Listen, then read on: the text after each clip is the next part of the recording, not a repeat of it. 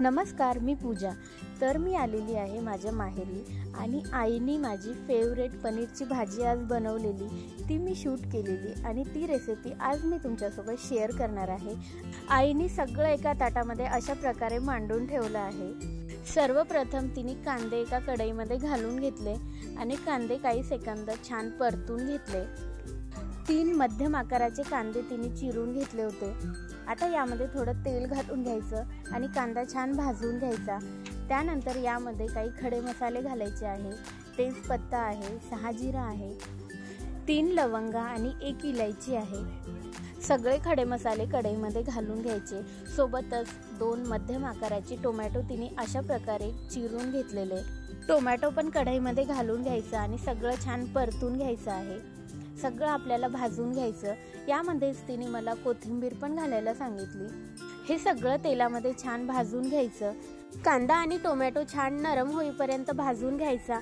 आता एका बाजूला आईला मी पनीरचे मीडियम आकाराचे काप करून दिले। पावभर पनीरचे मध्यम आकाराचे काप करून घ्यायचे। मसाला पण आपला गार झालेला आहे। एका मिक्सरच्या भांड्यामध्ये मसाला काढून घ्यायचा। त्याच कढईमध्ये थोडं तेल घालून घेतलं। तेल गरम झाल्यावर वाटून घेतलेला लसण आणि अद्रक घालायचा। काही सेकंद लसण आणि अद्रक तेलामध्ये परतून घ्यायचा। सुरुवातीला जो कांदा, टोमॅटो आणि काही खडे मसाले आपण भाजून घेतले होते त्याचं वाटण मी अशा प्रकारे करून घेतलं आहे। ते सगळं वाटण तेलामध्ये घालून घ्यायचं। तेल सुटेपर्यंत हा मसाला छान परतून घ्यायचा।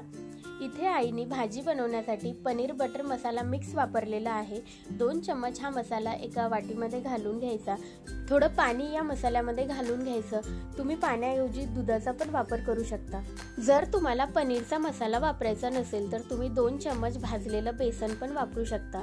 भाजून घेतलेलं बेसन किंवा पनीर मसाला या भाजीमध्ये घातल्यामुळं पनीरच्या भाजीला छान दाटसरपणा येतो।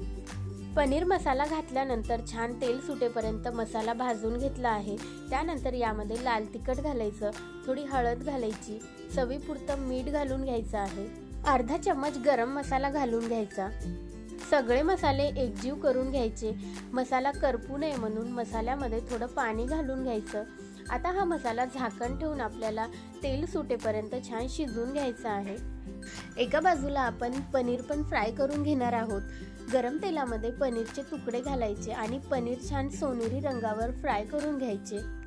जर पनीर फ्राय केल्यानंतर चिवट होत असेल तर तुम्ही हे पनीरचे तुकडे पाण्यामध्ये घालून ठेवू शकता आणि त्यानंतर हे पनीरचे तुकडे ग्रेव्हीमध्ये घालून घ्यायचे। पनीरचा मसाला पण छान तेल सुटेपर्यंत आपण शिजवून घेतलेला आहे। बघू शकता तुम्ही, मस्त अशी तर्री आलेली आहे ग्रेव्हीला। आता यामध्ये फ्राय करून घेतलेले पनीरचे तुकडे घालून घ्यायचे।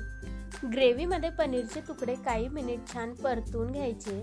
असं केल्यामुळं पनीरमध्ये सगळा मसाल्याचा फ्लेवर उतरतो।